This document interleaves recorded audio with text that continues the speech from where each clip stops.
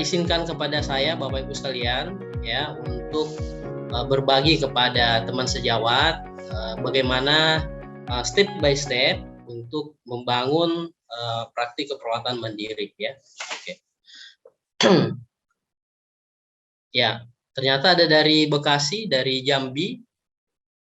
Ya, dari mana lagi nih? Banten, Luwu Timur, Maluku Utara, Jawa Tengah, Stikesnani. Wah, luar biasa ya. Berarti Medan, Sumut, Tegal, Cilacap, Kalimantan, Purwokerto, wah, Madura. Berarti seluruh Indonesia ya, Mbak Tari ya. Betul sekali, Nars. Di seluruh Oke, Indonesia baik ya. Luar hari biasa sekali Bapak Ibu sekalian ya. Mudah-mudahan share hari ini ya, berbagi cerita hari ini bisa bermanfaat untuk Bapak Ibu sekalian ya. Oke, baik. Tadi saya sudah diperkenalkan oleh Mbak Tari ya. Mudah-mudahan karena waktunya singkat ya, saya langsung saja ya. Bagaimana mendirikan ya dan mengelola praktek mandiri ya dan home care.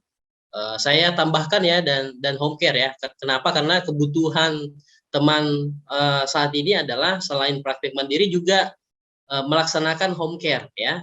Oke, supaya Bapak Ibu sekalian bagaimana mengerjakan praktek mandiri dan home care ini secara profesional ya tentu harus mengikuti kaidah-kaidah ya. Oke. Nah, saya ceritakan dulu ya. Kalau saya ya tadi diploma 3 jenjang pendidikan D3 keperawatan dari Poltekkes Makassar 2004 selesai 2007. Nah, saya selesai 2007 cari kerja itu susahnya minta ampun ya. Saya daftar di mana-mana tidak lulus ya, daftar ASN tidak lulus ya, daftar di swasta tidak lulus ya. Sampai akhirnya saya hampir patah semangat ya. Begitu sulitnya ya tantangannya untuk mendapatkan pekerjaan ya saat itu ya. Namun saya selalu yakin dan percaya bahwa Allah punya rencana indah buat saya ya. Setiap saya melamar pekerjaan Bapak Ibu sekalian, saya selalu berdoa, ya Allah kalau Allah ridho ya luluskan ya. Kalau tidak Allah tidak ridho maka jangan diluluskan ya. Dari puluhan lamaran kerja yang saya sebar ya, alhamdulillah tidak ada satupun yang menerima saya ya. Nah, dari pengalaman itulah, dari kejadian itulah saya memiliki motivasi ya, motivasi yang sangat besar bagaimana berusaha untuk berdaya ya, untuk berdaya dengan kompetensi saya sebagai perawat ya untuk bisa bertahan hidup ya di Kota Makassar ya. Saat ini saya berdomisili di Kota Makassar. Oleh karena itu ya, karena susahnya mencari lapangan pekerjaan ya, akhirnya Bapak Ibu sekalian saya 1 tahun ya keliling sana sini melamar pekerjaan sampai akhirnya karena tidak lulus maka hal yang saya lakukan adalah melanjutkan pendidikan ya ke jenjang yang lebih tinggi ya, yakni S1 keperawatan, sarjana keperawatan dan profesi nurse ya. Dan qadarullah di praktek profesi itu saya dipertemukan dengan perawat luka ya, perawat luka. Akhirnya ya dengan ilmu keperawatan luka itu ya saya mendapatkan insight ya, kemudian share dengan kakak-kakak senior, akhirnya dengan satu tindakan kompetensi rawat luka ini bisa dijadikan kompetensi ya untuk dijual ke masyarakat dalam bentuk praktek mandiri. Alhasil ya tahun 2000 berapa ya? 2011 ya. Tahun 2011 Bapak Ibu sekalian, saya mencoba ya untuk membuka praktek. Ya, namun saat itu karena aturan belum jelas ya, aturan belum jelas sehingga pengajuan SIPP saya ya dengan segala perjuangan itu kurang lebih 8 bulan baru bisa terbit Bapak Ibu. Ya, ceritanya sangat panjang sekali. Mau masukkan berkasnya hilang ya, mau masukkan ya dipertanyakan lagi, kamu baru lulus ya? Ya baru lulus Bu, fresh graduate. Oke, jadi orang dinas kesehatan pun, saya katakan oknum ya, orang oknum dinas kesehatan pun itu dengan melihat performa saya itu juga tidak percaya ya, tidak percaya untuk memberikan SIPP ya, sehingga saya punya bargaining ya dengan pengurus PPNI saat itu, pengurus PPNI Kabupaten Kota Makassar. Akhirnya dengan segala trik dan strategi, alhamdulillah SIPP-nya terbit ya. Dengan SIPP terbit itu saya memulai dari praktek mandiri ya, kemudian praktek berkelompok ya, mengajak para senior-senior saya ya, dan qadarullah alhamdulillah dari praktek mandiri ini itu akhirnya berkembang ya, berkembang. Praktek mandiri ini praktek berkelompok ya, jadi tingkatannya praktek mandiri kemudian praktek berkelompok ya, lebih dari 1 orang, dan alhamdulillah PT Isam Cahaya Indonesia Group ini melalui Isam Cahaya Holistic Care namanya, itu sudah menjadi sebuah klinik ya, sebuah klinik. Kemudian dari klinik ini kami membuka toko alat kesehatan ya, akhirnya membuka Squad Akademi Praktik Mandiri ya, untuk mendampingi teman-teman yang ingin mengelola praktik mandirinya secara profesional ya. Jadi praktik mandiri ini kalau dihitung-hitung sampai 2022 saat ini ya, berarti kurang lebih 11 tahun menggeluti bagaimana pengelolaan praktik mandiri ini, baik secara praktisi ya, melalui edukasi ya ke teman-teman, sampai juga kami punya platform lembaga pendidikan dan pelatihan ya, yang kami beri nama Akademi Praktik Mandiri, itu tuh mendampingi teman-teman yang ingin mendirikan praktek mandiri secara profesional. Nah, pengalaman inilah yang saya coba share kepada Bapak Ibu sekalian ya, bagaimana step by step untuk mendirikan praktek mandiri. Nah, selain yang pertama tadi adalah motivasi yang harus kuat ya, motivasi yang harus kuat ya. Ternyata setelah Bapak Ibu sekalian punya motivasi ya, punya motivasi tidak diterima di mana-mana ya, maka saya mengambil jalur untuk fokus di praktek mandiri. Kenapa demikian? Alasan saya adalah mahasiswa keperawatan dan lulusan keperawatan itu sangat banyak sekali ya, dan tidak sedikit yang memiliki nasib yang sama dengan saya ya. Namun demikian bahwa kompetensi keperawatan itu sangat layak untuk dijual. Kenapa? Karena ya kompetensi dari perawat ini adalah bagaimana memenuhi kebutuhan dasar manusia. Nah, kebutuhan dasar manusia ini selama masih ada manusia, maka kompetensinya sangat layak diberikan pelayanan kepada klien-klien kita. Oleh karena itu, ya, Bapak Ibu yang ingin membuka praktik mandiri, ya tadi satu harus memiliki alasan yang kuat, ya. Yang kedua adalah memahami dari praktek landasan hukum, ya, aturan-aturan. Ya, kalau aturan Bapak Ibu sekalian, teman sejawat sekalian tidak pahami, maka di dalam proses pengurusan SIPP itu tantangannya lumayan ya, tantangannya lumayan. Terkadang dari teman sejawat sendiri, kemudian dari pemerintah ya, oke, dari pemerintah. Tetapi ketika Bapak Ibu mengetahui aturannya, ya itu tantangan tadi itu bisa diselesaikan dengan cara berdiskusi ya. Nah, oleh karena itu Bapak Ibu ya, selain tadi dari kota, mohon izin ya, boleh dituliskan ya Bapak Ibu, apakah ada yang sudah membuka praktik mandiri? Ya. Kalau ada boleh ditulis di kolom chat ya, ada berapa orang yang sudah punya ya, sudah memiliki tempat praktik mandiri? Oke. Belum ya. Dedi Alan ya, belum Pak ya. Husnatul, oh belum ya, rata-rata belum ya, baru ngajuin izin ya, Nursiaya. Oke, baik ya Bapak Ibu sekalian ya. Nah, selain berarti masih, oh alhamdulillah Pak Dadang Eko ini sudah memiliki ya. Maria belum percaya diri ya. Saya belum tanya alasannya kenapa tidak home care perawatan luka ya Bella. Oke, selanjutnya adalah ini udah tapi belum ada izin. Wah, ini bahaya ini. Baik ya. Terus alasan Bapak Ibu tidak mendirikan praktek mandiri kenapa ya? Apa alasan Bapak Ibu tidak mendirikan praktek mandiri? Boleh ditulis di kolom chat. Tadi satu, ya belum percaya diri, ya. SIPP-nya lama pengurusan. Wah, oke, baik. Baru tamat D3, Pak. Oke, siap. Apalagi nih? Belum tahu alurnya, ya, belum paham langkah-langkahnya. Iya, oke, baik. Oke. Masih belum paham isinya kemana. Belum punya lahan praktek, belum paham. Iya, oke, baik. Nah, masih skripsi. Pernah konsul ke Dinkes, maunya harus ada gedungnya dilengkapi dengan alat-alat. Bingung, saya rawat luka. Oke, masih lanjut. Oke, baik ya.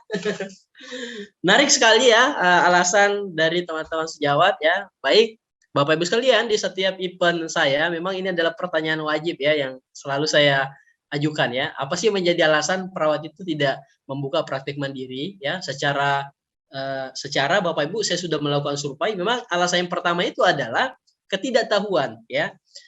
Tidak tahu bagaimana pengurusan SIPP. Satu, berkasnya apa saja. Dua, langkah-langkahnya seperti apa ya. Yang ketiga adalah belum ikut pelatihan ini itu ya. Belum selesai kuliah ya. Oke, juga punya alasan tidak punya waktu ya, tidak punya waktu ya. Saat ini sudah bekerja ya di puskesmas rumah sakit ya. Kemudian misalnya jadi dosen ya, tapi tidak punya waktu Pak ya. Urus suami, urus anak-anak ya. Oke, ada juga nih alasan yang paling fantastis menurut saya. Bu, Bapak, Ibu sekalian, kenapa tidak mendirikan praktek mandiri? Alasannya karena sudah punya banyak uang ya. Oke, jadi Bapak Ibu sekalian ya, kalau Bapak Ibu punya banyak uang, maka ya momen yang tepat untuk membuka praktek mandiri ya. Oke, jadi tanda kutip Bapak Ibu ya, praktek mandiri itu bukan hanya sekedar untuk mencari uang ya. Oke, jadi Bapak Ibu yang punya banyak uang maka momen untuk membuka ya. Oke. Kemudian ada juga yang tidak percaya diri. Kenapa tidak percaya diri? Karena fresh graduate ya, baru lulus ya. Saya takut Pak ya. Pasien datang terus saya tidak tahu bagaimana cara rawatnya ya. Oke. Jadi insya Allah Bapak Ibu kurang lebih 45 menit ke depan, mudah-mudahan dengan penjelasan ini Bapak Ibu bisa memahami ya, dan harapan saya dari sini itu akan terbit ya banyak SIPP ya. Oke, baik. Nah, kita mulai ya. Silakan disimak baik-baik, jangan lengah dalam 1 detik pun ya. Oke. Maka setelah motivasi yang kuat, punya alasan yang kuat ya, maka langkah yang kedua yang Bapak Ibu harus lakukan adalah memahami aturan ya. Oke, ini saya sudah rangkum ya histori dari perkembangan dari aturan-aturan yang diberlakukan ya dalam mendirikan praktek mandiri ya. Oke, dulu 148 tahun 2010 ya. Permenkes 148 tahun 2010. Nah, di Permenkes ini itu tidak mempersyaratkan jenjang pendidikan ya. Jadi diploma 3 itu masih memungkinkan ya, masih memungkinkan. Nah, dari Permenkes 148 2010 kemudian dilakukan perubahan ya, penambahan di Permenkes nomor 17 tahun 2013 ya. Jadi ada kurang lebih 2 tahun lah ya, 2 tahun ke 3 tahun Permenkes ini diperbarui lagi ya. Nah, sampai akhirnya muncul Undang-Undang Keperawatan ya 38 tahun 2014 ini lagi menguatkan ya bagaimana perawat itu bisa mendirikan praktek mandiri. Nah, saat ini Bapak Ibu sekalian yang saya pahami ya, Permenkes yang terakhir yang menjadi referensi untuk dijadikan regulasi mendirikan praktek mandiri adalah Permenkes 26 tahun 2019 ya. Nah, Bapak Ibu boleh download nanti di Google, sisa klik ya Permenkes 26 tahun 2019 atau nanti di kolom chat saya akan lampirkan Permenkes ini. Bapak Ibu bisa membaca ya. Oke. Nah, memang dari Permenkes ini Bapak Ibu sekalian dan Undang-Undang Keperawatan ini dan luar biasanya ya organisasi profesi pun ya itu sudah mengeluarkan pedoman praktek mandiri keperawatan ya yang diterbitkan tahun 2017. Oke. Kesimpulannya apa Bapak Ibu sekalian? Ya, di Indonesia ini perawat ini di Indonesia harusnya sangat bersyukur ya. Pertama, ya, dari pemerintah sudah memberikan regulasi ya, bisa mengizinkan perawat itu bisa buka praktek mandiri dan organisasi profesinya pun ya luar biasa. Kenapa? Karena memfasilitasi anggotanya untuk membuka praktek mandiri. Ya, di negara lain ya itu masih susah Bapak Ibu ya. Di Malaysia, ya, di Jepang ya, menurut teman kakak-kakak senior saya ya dan saya sudah berkunjung di sana, perawat itu tidak diizinkan ya, tidak ada legalitas untuk membuka praktek mandiri. Ya, maka alhamdulillah kita bersyukur di Indonesia. Kenapa? Karena pemerintah memberikan ruang kepada perawat untuk membuka praktek mandiri ya. Oke. Jadi pahami Permenkes ini ya dan ya pahami buku panduannya ya. Oke. Nah, sekarang Bapak Ibu sekalian, bagaimana alurnya? Ya. Nah, tadi ini pertanyaannya kenapa tidak buka praktek mandiri karena Bapak Ibu sekalian, Pak Iful saya tidak tahu alurnya, bagaimana cara pengurusannya. Oke. Jadi secara umum, ya, aturan ini berlaku secara umum di Indonesia, ya, di Indonesia. Perkembangan saat ini pengurusan izin pun ya melalui online ya. Bahkan sekarang sudah melalui OSS ya. Oke, alurnya seperti apa? Bapak Ibu posisinya di sini ya. Posisinya di sini Bapak Ibu sebagai pemohon ya, sebagai pemohon. Ya, pemohon ya. Jadi lengkapi berkas ya ke melakukan permohonan ya penerbitan rekomendasi ke organisasi profesi ya.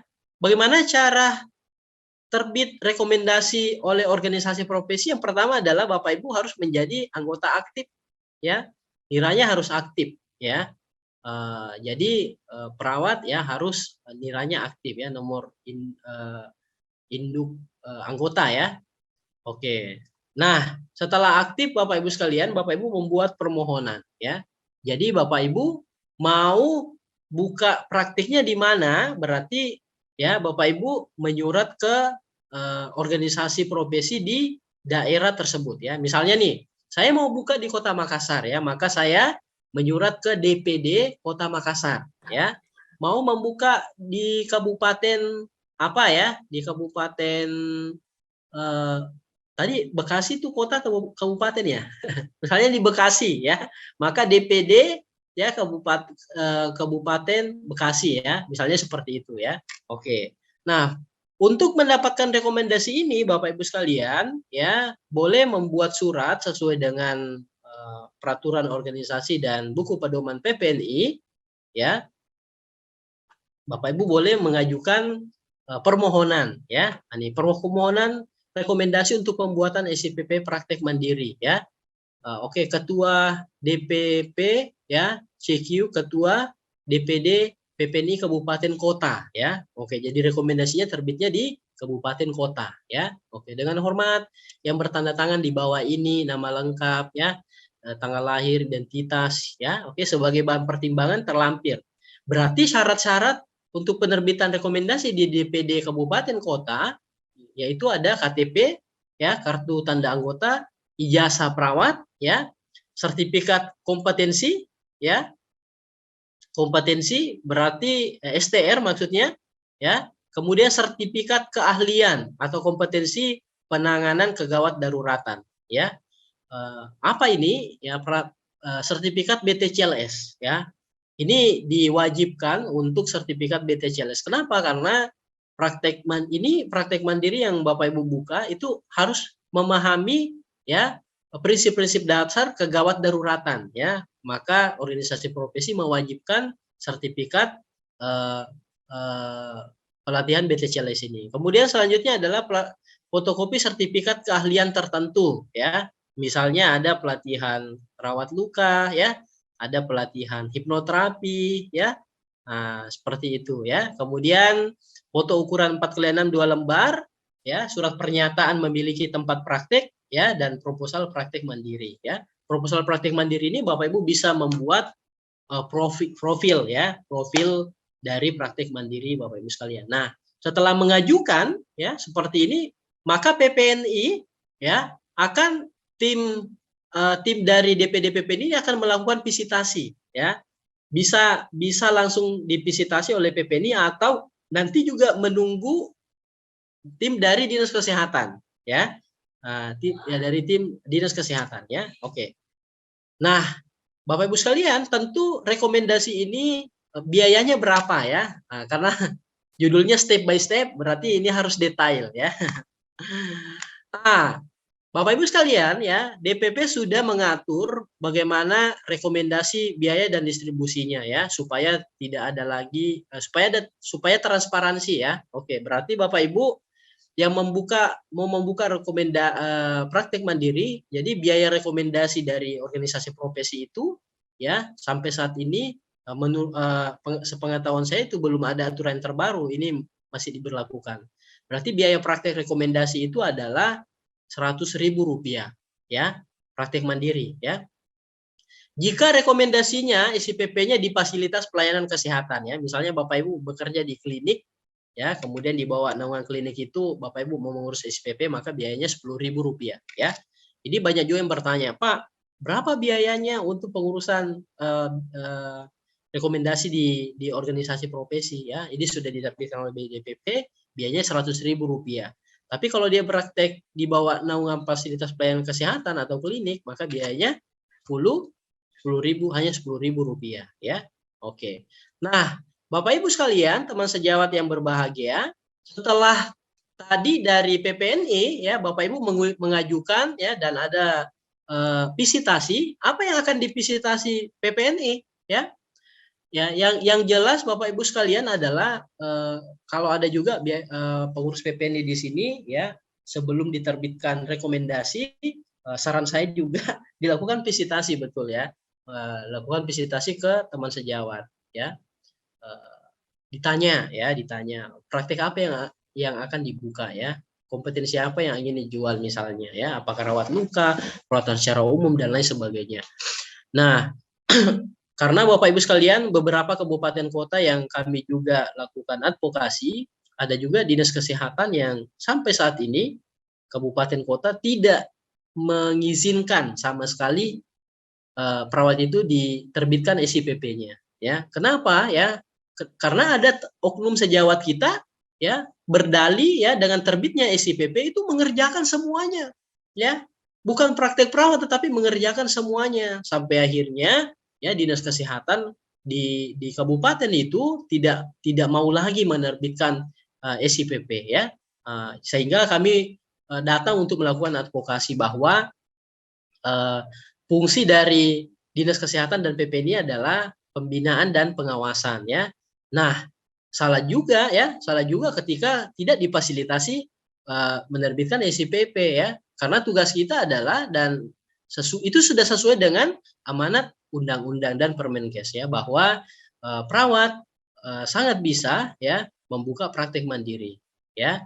Ketika ada teman sejawat yang melakukan praktek tetapi tidak sesuai dengan kewenangan ya, maka boleh diberikan teguran ya, misalnya teguran lisan ya, kemudian diberikan teguran secara tertulis, dan sampai akhirnya ketika tidak diindahkan masih mengerjakan di luar kewenangan ya, maka organisasi profesi dan dinas kesehatan ya itu berhak untuk ya merekomendasikan untuk dicabut izinnya ya, cabut izinnya ya. Nah, yang keliru adalah di kabupaten kota yang tidak sama sekali tidak mau lagi mengeluarkan SIPP teman sejawat ya. Nah, saya kira itu menjadi persoalan yang baru ya. Oke. Nah, Bapak Ibu sekalian, ketika PPNI sudah melakukan visitasi ya, betul-betul sudah memastikan bahwa praktik mandirinya ini sudah memenuhi standar ya, maka boleh diteruskan dan dikeluarkan rekomendasi ya. Nah, oleh karena itu setelah terbit rekomendasi ya, maka Bapak Ibu sudah boleh mengurus di PTSP ya. bagian perizinan satu pintu kabupaten kota, di mana Bapak Ibu lokasi Bapak Ibu mau membuka layanan praktek mandiri.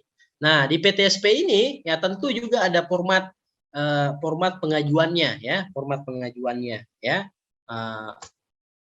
Nah, apa saja kelengkapan berkasnya? Tadi STR, surat keterangan berbadan sehat, surat pernyataan, foto, dan rekomendasi dari organisasi profesi, dan tentu ada surat permohonannya. Ya, tadi dilampirkan sertifikat BTCLS dan sertifikat kompetensi keahlian. Ya, oke.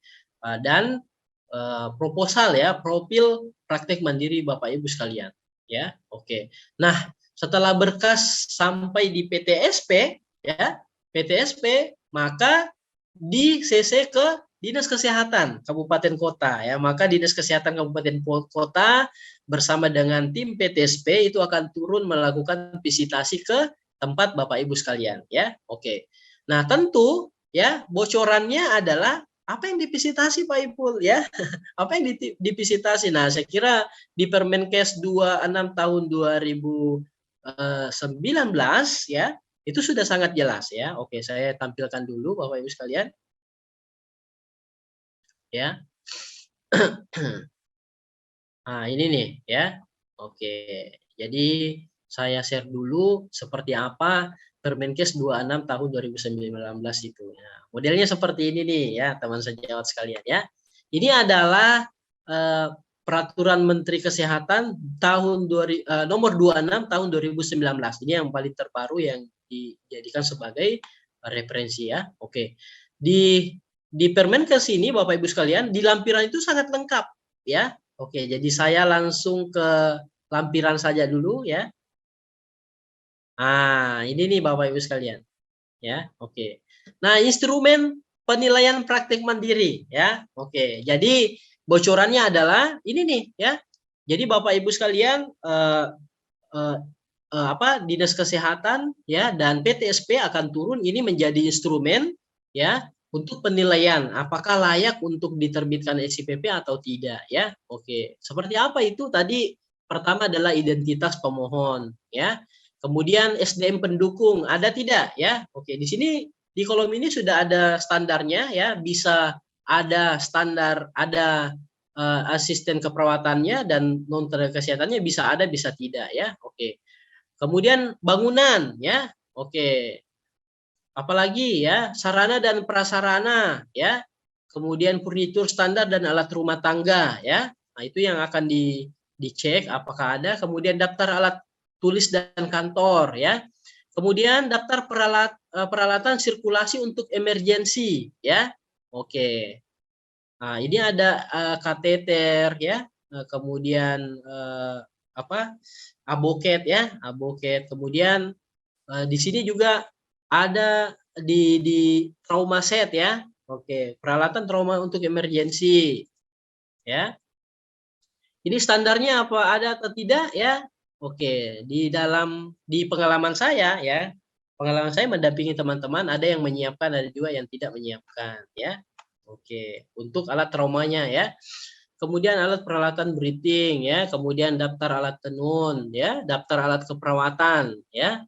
Stetoskop, tensimeter ya, itu ada berapa ya. Jadi Bapak Ibu sisa menyiapkan alat-alat yang perlu dipersiapkan adalah Bapak Ibu sisa membaca lampiran Permenkes 26 tahun 2019 ini ya. Oke, kemudian selanjutnya adalah daftar administrasi ya. Oke, apa itu ya?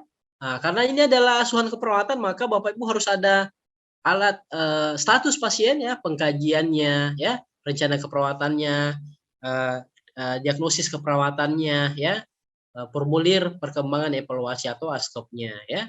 Kemudian nota order, surat rujukan, surat pelimpahan wewenang ya, delegatif atau mandat medis kepada perawat ya, buku registrasi ya, formulir pelaporan dan buku kerja klien ya. Oke, kemudian nanti akan ada hasil peninjauan dan kesimpulannya apa ya. Oke. Nah, menurut hemat saya Bapak Ibu pengalaman adalah di tahun 2019 itu ya tentu saya tidak mendapatkan bocoran seperti ini ya. memasukkan ke dinas kesehatan, saya tidak tahu apa yang harus saya siapkan, kemudian tiba-tiba ditelepon dinas kesehatan mau datang visitasi ya. Oke, oleh karena itu saya menyiapkan satu ruang ya, satu ruangan di teras rumah saya yang saya jadikan tempat praktek saat itu ya. Oke. PTS dinas kesehatannya bertanya ya. Oke. Pak Ipul, tempat tidurnya ada ya? Oke, ada. Wastafelnya mana Pak Ipul ya? Wastafel ya. Tempat cuci tangan ya, apalagi kondisi pandemi ini ya. Saat itu saya belum punya wastafel ya, jadi saya ngeles saja ya. Mohon maaf Bu ya, saya belum menyiapkan wastafel ya. Takutnya saya sudah siapkan wastafel terus izin saya tidak dikeluarkan, SPP saya tidak dikeluarkan ya. Tapi oke Bu, saya catat ya. Oke, jadi strateginya adalah ya alat-alat yang ditanyakan ya Bapak Ibu boleh menulis ya.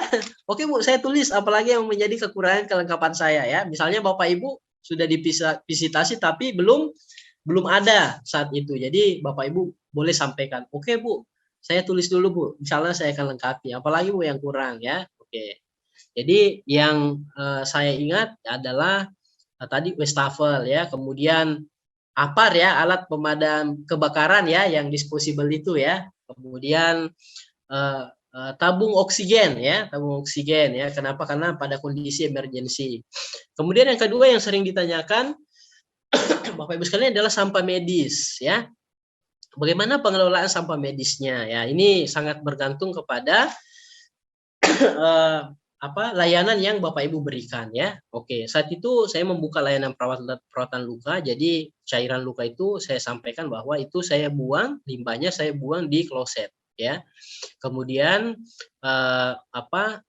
kain kasanya itu masih saya bakar ya. Jadi Bapak Ibu sekalian, saya jujur-jujuran ya di dinas kesehatan. Jadi memang saya sampaikan bahwa Ibu dan Bapak dari dinas kesehatan mohon untuk saya dibina ya, dibina. Jadi saya jujur saja apa adanya, seperti inilah tempat praktek saya ya. Mohon untuk dilakukan pembinaan ya. Sehingga dinas kesehatan menyarankan pada saat itu Bapak Ibu sekalian untuk sampah medis itu bekerja sama dengan pihak ketiga ya. Ada satu perusahaan mungkin juga di seluruh Indonesia punya cabang namanya perusahaan Mitra Hijau ya. Ini dinas puskesmas ya, bahkan juga rumah sakit ternyata MOU juga dengan Mitra Hijau ya untuk pengelolaan sampah medis ya. Oke. Nah, setelah itu Bapak Ibu sekalian, setelah divisitasi ya dan melengkapi kekurangan-kekurangannya, alhamdulillah biasanya tidak membutuhkan waktu tidak terlalu lama untuk terbit ya. Untuk saat ini ya, kalau 11 tahun yang lalu luar biasa bolak-baliknya ya, karena memang role model praktik mandiri yang ada SPP-nya itu masih kurang saat itu, dan alhamdulillah sekarang sudah disosialisasikan aturannya, maka pemerintah sudah sangat mensupport perawat-perawat Indonesia untuk membuka layanan praktek mandiri ya. Oke. Nah, kita lanjut Bapak Ibu sekalian, berarti setelah divisitasi ya. Ya, ini tadi komponen yang divisitasi berdasarkan instrumen ya Permenkes 26 ya 29 tahun 2019 ya. Tentu juga dengan peraturan pelaksanaan Undang-Undang Keperawatan 38 tahun 2014 ya. Oke. Nah, setelah divisitasi Bapak Ibu sekalian ya, kurang lebih waktu 1 minggu atau 2 minggu ya, itu sudah ada kabar dari dinas kesehatan ya, bahwa alhamdulillah permohonan Pak Iful itu sudah diterima ya, dan silakan datang ke PTSP ya untuk mengambil SIPP-nya ya. Oke, jadi Bapak Ibu sekalian, SIPP itu terbit ya, aturannya adalah berapa tahun? 5 tahun ya, 5 tahun. Tetapi ya ada tetapinya Bapak Ibu sekalian, teman sejawat sekalian. Tetapi ya 5 tahun itu berdasarkan ya masa berlaku STR ya, masa berlaku STR. Nah, sehingga Bapak Ibu sekalian boleh memasang strategi ya. Oke, strateginya apa ya? Lihat dulu masa berlaku STR-nya ya. Misalnya nih, STR Ibu Yaya ya berlakunya sisa 3 bulan ya. 3 bulan lagi masa berlakunya ya. Kemudian pengurusan SIPP-nya ya tadi luar biasa tahapan-tahapannya. Nanti setelah keluar itu hanya berlaku 3 bulan. Ya. Berarti teman sejauh sekalian strateginya adalah lihat masa berlaku STR ya. Kalau sisa 1 tahun uruslah perpanjangan STR dulu baru mengurus SIPP ya. Oke, kenapa? Karena seyogyanya SIPP itu berlaku sebenarnya 5 tahun ya, tetapi berdasarkan ya lama dari ASTR. Nah, ini banyak yang tidak tahu nih ya. Sehingga pernah saya menguruskan SIPP staf saya, betul ya. STR-nya berlaku sisa 3 bulan setelah terbit SIPP-nya, ya SIPP-nya hanya berlaku 3 bulan juga ya sesuai dengan masa berlaku dari STR. Nah, itu kata kunci juga ya. Oke, Bapak Ibu adalah strategi. Nah, terus SIPP itu terbit Bapak Ibu menurut amanah undang-undang keperawatan ya itu bisa terbit di 2 tempat ya dan saya sudah buktikan ya. Saat ini saya berpraktik di praktik kelompok ya di ETN Center Indonesia, saya bersama teman-teman, SIPP saya ada di sana ya. Kemudian saya buka lagi di PT Isam Cahaya Indonesia, Isam Cahaya Holistic Care. Jadi SPP saya ada 2. Karena saya tidak bekerja di rumah sakit dan puskesmas, maka saya bisa mengeluarkan membuka praktek 2 ya, di 2 tempat ya. Oke, bagaimana teman-teman yang bekerja di rumah sakit ya? Tentu kan punya SPP juga di rumah sakit ya. Oke. Banyak juga yang melesetkan, saya sudah punya SIPP di rumah sakit, berarti tidak usah mengurus SIPP di tempat praktek sendiri dong, ya. Nah, itu akan melanggar Bapak Ibu sekalian ya. Maka segera juga mengurus ya. Jadi kalau Bapak Ibu sudah memiliki SIPP di rumah sakit ataupun di puskesmas, maka punya kesempatan ya buka praktek ya melalui nama Ibu, Bapak Ibu sekalian di satu tempat lagi ya. Oke, jadi SIPP-nya bisa di 2 tempat ya. Oke. Nah, berarti Bapak Ibu sekalian, alhamdulillah ya kalau SIPP-nya sudah terbit ya. Persoalan selanjutnya adalah bagaimana pengelolaannya ya. Nah, setelah terbit tentu pengelolaan setelah terbit SIPP ini menjadi tantangan tersendiri ya. Oke, kenapa? Karena amanatnya ya amanah dari Permenkes 26 2019 bahwa dalam menyelenggarakan praktek keperawatan ya perawat bisa memberi asuhan keperawatan ya sebagai penyuluh dan konselor ya. Oke, banyak juga ya teman senior saya Bapak Ibu sekalian, saya enggak usah urus SIPP. Kenapa? Karena kalau saya urus SIPP wah praktik saya bisa terancam ya karena nanti divisitasi dari dinas kesehatan sementara saya mengerjakan di luar dari kewenangan perawat. Nah, maka saat ini Bapak Ibu sekalian masyarakat sudah pada cerdas ya. Kemudian layanan publik juga sudah sangat mudah untuk diakses. Oleh karena itu berhati-hatilah ya. Kembalilah ke jalan yang benar ya bahwa ayo Bapak Ibu sekalian kita berpraktek ya secara profesional sesuai dengan kewenangan kita ya. Oke. Apa saja yang bisa Bapak Ibu buka layanannya? Sangat banyak sekali ya. Sangat banyak sekali ya. Oleh karena itu mari kita berjuang bersama-sama untuk mengedukasi ya. Mohon izin dulu.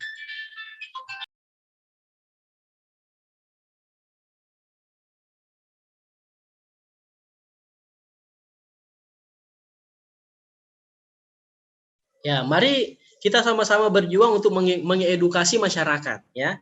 Kenapa? Karena masyarakat itu Bapak Ibu sekalian masih bingung terhadap praktek keperawatan ya. Yang ada adalah oh kalau saya datang ke perawat berarti saya dikasih obat, saya disuntik ya dan lain sebagainya ya. Oke. Siapa yang menyangka tahun 2011 yang lalu ya bahwa praktek perawatan luka itu bisa eksis sampai saat ini ya. Tidak ada yang menyangka seperti itu. Kenapa? Karena ada komunitas tertentu yang konsisten untuk ya mempromosikan ya yang mengedukasi kepada masyarakat bahwa praktek perawat itu seperti ini nih modelnya. Oleh karena itu menjadi tugas kita bersama. Padahal di Permenkes 26 tahun 2019 ini Bapak Ibu sekalian, itu Bapak Ibu sekalian ketika membuka praktek mandiri itu bisa menjadi penyuluh dan konselor bagi klien, ya. Teman-teman saya juga ada konselor adiksi ya. Sekarang penyakit HIV banyak, kemudian narkoba ya. Itu Bapak Ibu kalau mau fokus untuk memberikan konselor ya, itu bisa ya. Oke, pengelola pelayanan keperawatan. Bapak Ibu bisa melakukan peneliti ya, penelitian keperawatan ya. Pelaksana tugas berdasarkan pelimpahan wewenang ya. Ini ada juga yang Ibu bisa kerjakan kalau ada ya tenaga kesehatan lain ya, misalnya dokter yang mau memberikan pendelegasian ya. Yang banyak teman-teman kerjakan saat ini adalah sunat ya. Sunat itu tindakan invasif, tetapi mereka mengerjakan di prakteknya apakah bisa? Ya memungkinkan karena mereka punya surat pelimpahan wewenang ya. Ada dokter yang mau bertanggung jawab ya, dan itu ada hitam di atas putih, dan di aturan juga memungkinkan seperti itu ya. Oke. Pelaksana tugas dalam keadaan keterbatasan tertentu ya. Oke, jadi Bapak Ibu sekalian banyak hal yang bisa kita kerjakan ya. Oke. Nah, Bapak Ibu, dulu 2011 ya praktek mandiri saya dibuka biasa-biasa saja ya. Tapi setelah 2016 ya, 2018 saya buka di tempat satu lagi ya. Itu saya sudah mulai mengadopsi marketing klinik-klinik, bahkan usaha-usaha ya. Jadi setelah Bapak Ibu sekalian ya, setelah SPP saya terbit saat itu, maka tantangan selanjutnya adalah bagaimana menghadirkan pasien ya, menghadirkan pasien datang ke tempat praktik. Ya, sementara di waktu kuliah itu belum ada mata kuliah kewirausahaan ya, belum ada mata kuliah home care praktik mandiri ya. Jadi saya alumni tahun 2007 ya, yang ada kurikulum kami saat itu adalah kamu ya harus terampil ya memasang kateter ya, memandikan pasien, setelah itu bekerja rumah sakit dan puskesmas ya. Tidak ada Bapak Ibu sekalian bahwa setelah kamu selesai, kamu buka praktek mandiri, buka klinik, buka rumah sakit ya. Tidak ada yang seperti itu. Nah, akhirnya tantangan saya setelah membuka adalah kunjungan pasien itu kurang Bapak Ibu. Maka saat itulah saya harus belajar ya, jualan ya, belajar marketing ya, ikut seminar sana sini ya, ikut workshop sana sini ya, kemudian banyak membaca ya. Akhirnya Bapak Ibu intisari marketing itu kami adopsi. Yang kami adopsi itu adalah pada saat pembukaan praktek ya, kami buka semua ya mitra kami ya, kami sampaikan bahwa kami akan membuka praktek berkelompok di tempat yang baru ya, di tempat lain maksudnya ya, sehingga mereka mengirimkan selamat dan sukses ya, seperti itu. Kemudian luar biasanya juga Ketua PPNI DPW PPNI Provinsi Sulawesi Selatan Bapak Abdul Rahmat, beliau juga sangat mendukung ya, sangat mendukung adanya praktek mandiri ini ya, sehingga kami mengundang beliau untuk menandatangani petisinya ya, pembukaan prakteknya. Kami maka dibuatkanlah seremonial seperti itu dengan dalih bahwa orang-orang yang sekitar sini itu mengetahui ya bahwa ada praktek di sini. Praktek apa? Praktek keperawatan. Praktek keperawatan itu seperti apa ya? Kita berikan edukasi. Kemudian Bapak Ibu bekerja sama dengan media ya, media cetak ya, kemudian koran ya, kemudian media online ya. Kami publikasikan bahwa tempat kami sudah dibuka ya, seperti itu. Nah, gambaran praktek mandiri itu sebenarnya Bapak Ibu sekalian sederhana sih di tempat saya. Modelnya seperti ini Bapak Ibu ya. Ini. Nah, jadi ada papan praktek. Nah, aturan papan praktek pun ya, alhamdulillahirabbil PPNI sudah mengatur ya. Dulu di awal-awal itu tidak ada aturannya, sehingga praktek mandiri, papan praktek mandiri itu Bapak Ibu sekalian merah kuning hijau di langit yang biru. Ya. Nah, tetapi Masya Allah hari ini itu sudah mulai diatur ya, sudah mulai teratur. Jadi aturan papan praktek mandiri itu adalah ukuran 60 kali 90 ya. Latar warna putih. Kemudian ada tulisan praktek keperawatan mandiri ya, kemudian ada logo PPNI, kemudian ada nama lengkap ya, beserta ya gelar formal ya, gelar formal. Nah, dulu papan praktek saya tulis ya, Nurse Saiful Eskep Nurse WOC ITN ya. Oke, karena WOC ITN itu adalah gelar bukan gelar ya, sebutan non formal ya, sebutan non formal. Nah, PPNI mengatur bahwa itu tidak boleh ya dituliskan, apalagi mengklaim spesialis perawat luka ya. Nah, di papan praktek itu tidak boleh ya, itu sudah diatur ya. Yang ada adalah Bapak Ibu sekalian ya, karena saya juga adalah pengurus PPNI, maka harus patuh dengan aturan yang kita sudah sepakati bersama. Maka nama dan gelar formal yang dituliskan adalah gelar yang formal. Kemudian nomor SPP ini diambil dari SPP yang terbit. Kemudian di bawah ini Bapak Ibu sekalian adalah perawat tersertifikasi ya. Nah, di situ ditulis di bawah. Jadi bukan di atas ya. Kalau masih ada menuliskan kan yang banyak ya, teman-teman saya nih ya, WOC ITN, ada CWCCA, CWCC itu memasang ya dengan dalih bahwa guru kami menyampaikan bahwa tidak apa-apa ditulis ya. Kenapa? Karena belum ada aturannya, supaya masyarakat juga mengetahui ya apa itu perawat itu, supaya masyarakat itu paham ya bahwa dia datang untuk layanan apa ya. Oke, jadi seperti itu. Jadi aturannya adalah Bapak Ibu ketika ada sertifikasinya ya, misalnya tersertifikasi perawat luka, tersertifikasi hipnoterapi ya, boleh dituliskan di bawahnya ya. Oke, seperti itu. Tetapi kalau misalnya tidak ada sertifikasinya, enggak usah ditulis ya. Cukup Nurse Saiful Eskep ya, nomor SPP, sudah alamat, nomor telepon. Nah, itu papan praktek. Ya. Nah, sekarang Bapak Ibu sekalian, bagaimana itu papan praktek ya, papan praktek. Terus strategi supaya masyarakat paham terkait masalah layanan kita adalah buatkan apa? Spanduk reklame. Jadi ada spanduk reklame ya. Jadi layanan-layanan yang Bapak Ibu buka itu buatkan spanduk tersendiri ya. Jadi jangan digabungkan antara papan praktek dengan spanduk reklame ya. Oke, kalau kami dulu ya, saya dulu ya karena belum ada aturannya, kami tulis ya.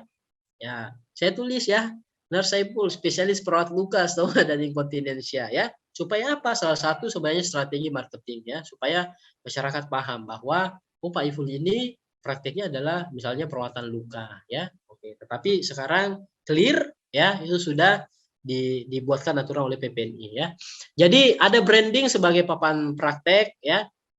Kemudian ada ruang praktek, tempat saya sederhana saja, 2 tempat tidur ya. Modelnya seperti ini Bapak Ibu, ada wastafel ya, ada ada poster-poster ya, kemudian ada tempat sampah, ada troli ya, kemudian ada kantor ya, kemudian ada ruang tunggu di depan ya. Oke, jadi Bapak Ibu, adik-adik sekalian yang masih mahasiswa ya, ketika adik-adik membuka praktek mandiri itu punya ruang kerja tersendiri ya, yang adik-adik bisa mendesain ya dengan nyaman. Oh, ternyata dengan kompetensi kita praktek mandiri ya, alhamdulillah itu bisa punya meja kerja sendiri ya. Dan itu adalah hal yang menurut saya luar biasa ya. Oke, jadi sederhana sih tempat saya ya. Oke, nah setelah adik-adik Bapak Ibu sekalian, masih ada waktunya moderator?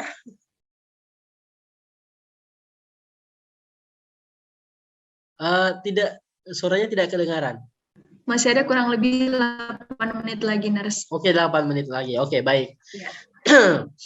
Oke, Bapak Ibu, ya, yang kebanyakan praktek mandiri adalah sampai di sini, ya.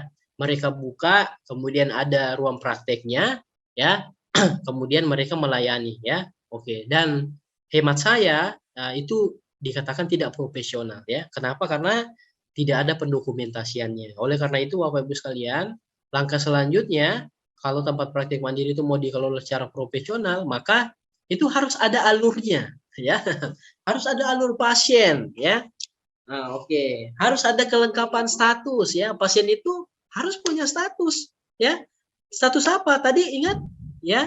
Di lampiran Permenkes itu mempersyaratkan ada pendokumentasian pengkajian ya, diagnosa ya, kemudian implementasi dan evaluasi ya. Oke, jadi kalau di tempat kami buatkan ada status pasiennya, ada alurnya ya, ada job desk-nya. Job desk ini karena saya sudah berpraktek berkelompok, punya admin sendiri, ada perawatnya beberapa ya.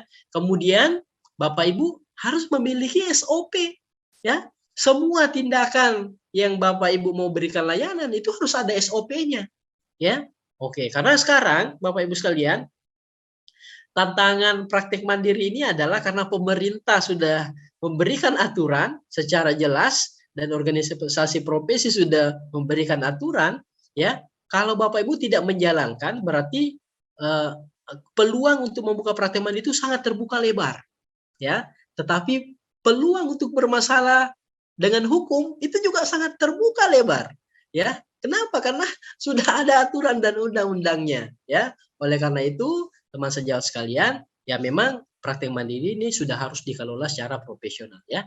Oke, berarti harus ada alur ya, harus ada kelengkapan status ya, harus ada SOP-nya. Semua tindakan pelayanan yang Bapak Ibu buka itu harus memiliki SOP ya. Ya, bocoran ini alur di tempat saya ya. Oke. Jadi alur itu Bapak Ibu ya sesuai dengan kondisi yang ada di Bapak Ibu sekalian ya. Oke. Ini alur di tempat saya ya. Semua orang yang mau dilakukan pelayanan di tempat saya itu boleh langsung datang atau menghubungi call center ya, nomor admin ya. Setelah itu Bapak Ibu sekalian, ini karena berbagai pengalaman itu harus dijelaskan dulu administrasinya ya. Oke, kalau setuju maka Bapak Ibu kita menuju ke infon konsen ya, harus ada infon konsennya ya. Setelah infon konsen tentu kita melakukan pengkajian, kita lakukan perawatan, edukasi dan melakukan pendokumentasian ya, kemudian pembayaran kasir ya, kemudian pasien boleh pulang ya. Nah, kalau ini yang di bawah ini kalau layanannya home care ya. Kalau home care boleh datang atau menghubungi call center, ada penjelasan administrasi, kami lapor ke manajer clinician ya, kemudian kami persiapkan logistik alat dan bahannya, kemudian menuju ke lokasi. Kemudian di lokasi pun kami lakukan info consent ya. Jadi seperti itu alurnya di kami. Kenapa? Karena punya pengalaman Bapak Ibu. Dihubungi ya. Pak Iful, ada pasien mau di home care ya, alamatnya ini. Oke, kami datang ya. Ternyata yang mau itu hanya keluarganya saja ya. Ada beberapa keluarga yang tidak mau ya, kemudian pasiennya juga tidak mau, akhirnya ya batal untuk layanannya, pulang ya dengan tangan kosong ya. Banyak yang seperti itu. Oleh karena itu Bapak Ibu sekalian, dengan pengalaman-pengalaman itu ya kami terus lakukan pembenahan. Kata kuncinya ya, di sini Bapak Ibu sekalian poinnya adalah Bapak Ibu harus punya alur ya. Oke, sepakati alurnya ya. Oke, sehingga Bapak Ibu membuat sistem ya. Walaupun ketika praktik mandirinya sudah bisa naik kelas, sudah naik menjadi praktik berkelompok ya, itu sudah bisa, sistemnya bisa berjalan dengan baik ya. Seperti itu. Kemudian ini contoh info konsen yang di tempat kami ya, yang bertanda tangan di bawah ini nama, umur, alamat, nomor handphone, menyatakan dengan sesungguhnya ya, dengan ini setuju ya, misalnya setuju untuk dilakukan apa ya. Nah, ini harus ada info konsen. Oke, kemudian selanjutnya adalah Bapak Ibu, ini contoh status saya ya, status di tempat praktik mandiri saya. Jadi ya, kami ada buku catatan perkembangan dan ada status pasien ya. Status pasien ini berisi pengkajian keperawatan ya, dan lain sebagainya ya. Oke. Kemudian ada SOP-nya ya. Nah, ini SOP perawatan luka kami yang ada di tempat kami. Ini juga SOP-nya ada ya. Sehingga Bapak Ibu tadi sudah ada alur, sudah ada info konsen ya, kemudian ada status pasien ya, kemudian ada SOP ya. Kemudian tarif layanan ya. Oke, tarif layanan saya kira Bapak Ibu sekalian, kalau di tempat saya setiap datang itu ada pendaftaran Rp20.000 ya. Rp20.000 itu digunakan untuk tadi pengganti ATK dari buku dan status pasien ya. Ini ada perawatan luka kecil, sedang, besar, perawatan stoma, bekam. Home care, kunjungan rumah ya kami buatkan zona ya berdasarkan jarak dari tempat lokasi ya, lokasi tempat kami dengan lokasi pasien itu sendiri ya. Nah, ini tarif yang dulu. Nah, saat ini Bapak Ibu mau kecil, sedang dan besar, kami hitungnya sekarang per jam ya. Mbak Tari ya, sekarang kami hitungnya per jam ya. Jadi perawatan kami itu kunjungannya adalah per jam. Jadi kami kenakan cas 75.000 per jam. Ya, seperti itu. Jadi dihitung pada saat pasien mulai masuk di ruang tindakan ya, kemudian kami rawat, kami berikan edukasi ya, edukasi ya. Jadi memang servis kepada pasiennya. Bapak Ibu, apakah masih ada yang ingin ditanyakan? Ya, masih ada. Oke, berikan lagi penjelasan ya. Masih ada yang ditanyakan? Ya, biasanya ada alarmnya titit titit. Oh, berarti itu sudah 1 jam ya. Masih ada yang mau ditanyakan? Ya, masih ada. Oke, kita lanjut ya. Ya, nah, seperti itu. Jadi hitungannya per jam ya. Oke, kemudian ini uraian tugas ya. Oke, uraian tugas ini salah satu bentuk manajerial ya di tempat kami supaya tidak tumpang tindih ya. Kami ada direktur ya, ada ada tupoksi masing-masing ya supaya betul tempat praktek kami ini bisa kita kelola dengan baik ya. Oke, kalau dulu saya mengerjakan sendiri ya, saya yang kasir, saya yang perawatnya ya, saya yang beli sana sini, saya membersihkan dan lain sebagainya ya. Karena sudah merasakan semua, alhamdulillah perlahan-lahan itu kami terus melakukan pembenahan ya. Oke. Kemudian job desk-nya ya. Jadi di tim kami itu ada job desk harian, ada mingguan dan ada bulanan ya, seperti itu. Oke, kemudian selanjutnya Bapak Ibu ya, marketing ya. Oke, salah satu hal yang paling penting juga adalah marketing. Waktunya habis? Ya, mohon maaf Nurse, 2 menit lagi Nurse. Oke, baik ya. Jadi Bapak Ibu boleh siapkan papan praktik tadi, ada papan reklame ya, kemudian ada kartu nama ya. Oke, kartu nama. Kemudian buatkan akun tersendiri ya, media sosial ya. Kemudian punya nomor admin tersendiri ya. Oke, jadi dulu itu yang semua pasien pegang itu adalah nomor saya, nomor handphone saya ya. Kan biasanya seperti itu ya.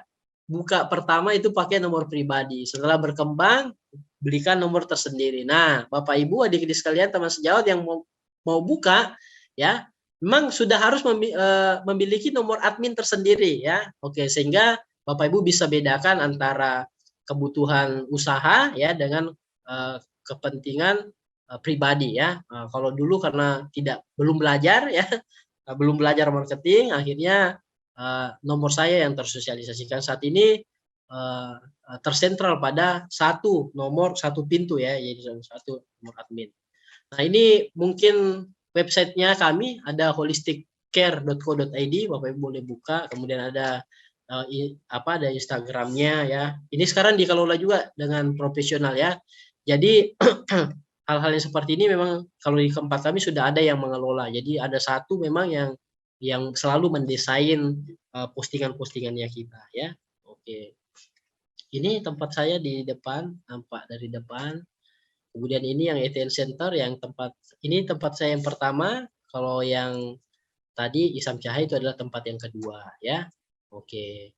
Nah, ini layanan home care. Nah, bagaimana dengan layanan home care ya? Aturan PPNI, Bapak Ibu, sebelum corona itu kemarin kami sudah buatkan panduan ya, namun belum terbit sampai saat ini ya. Tetapi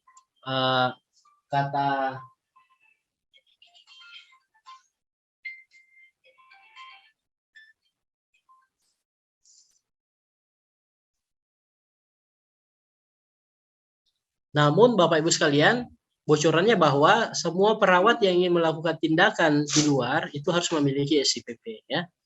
Bapak Ibu jangan berdalih saya sudah punya SIPP di rumah sakit ya. Berarti saya bisa home care ya, nggak boleh ya. Oke, jadi ketika ada sweeping, ada yang permasalahkan ya, rumah sakit pasti tidak mau bertanggung jawab karena Bapak Ibu mengerjakan pasien itu bukan atas nama rumah sakit ya. Oke. Jadi home care. Nah, ini tempat saya ada perawatan luka ya, ada bekam ya. Bekam itu masuk ke perawatan komplementer ya. Ada kupreser ya, ada home care ya, itu bisa. Hipnoterapi boleh buka juga layanannya ya. Rumah cantik ya, perawatan kulit wajah ya. Nah, ini saya perjuangkan ini lumayan perjuangannya juga Bapak Ibu sekalian ya. Kenapa? Karena akan bersinggungan dengan dokter kecantikan ya.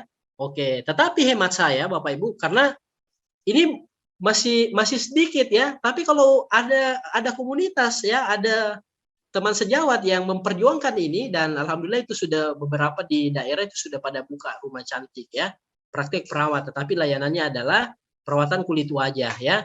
Nah, yang bermasalah adalah Bapak Ibu jangan mengerjakan di luar kewenangan ya, misalnya menyuntik vitamin C, menyuntik pemutih. Nah, itu boleh dilakukan ketika ada pelimpahan wewenang dengan misalnya dokter ya. Tadi seperti itu penjelasannya ya. Tetapi kalau facial ya, saat ini laki-laki dan mau nampak wajahnya nyampak bersih ya, perempuan mau glowing semua ya, berarti praktek keperawatan ini sangat menjanjikan ya.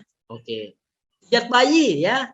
Oke, bahkan ada juga teman-teman sejawat kita ya, perawat dan sudah menggeluti ini yang hasilnya dahsyat sekali ya. Pijat bayi ya, baby spa ya, itu ada juga yang membuka layanan seperti itu. Nah, ini hand squat Bapak Ibu sekalian ya, di 3 tahun yang lalu ya, kegelisahan saya karena sudah keliling sana sini buat webinar, kok perawat membuka praktik mandiri itu masih sangat kurang sekali ya. Oleh karena itu kami bersama beberapa teman membuka pendampingan ya, tentu dengan pengalaman kami yang sudah 11 tahun kami berbagi ya. Kemudian kopi sistem yang kami sudah buat ya, semua tadi status pasien apa segala macam itu kami berikan ya, dengan harapan bahwa teman-teman bisa kelola praktek mandirinya dengan baik ya. Oke, sekarang ada juga perawat.id ya. Sekarang sudah ada di Jakarta di perawat.id.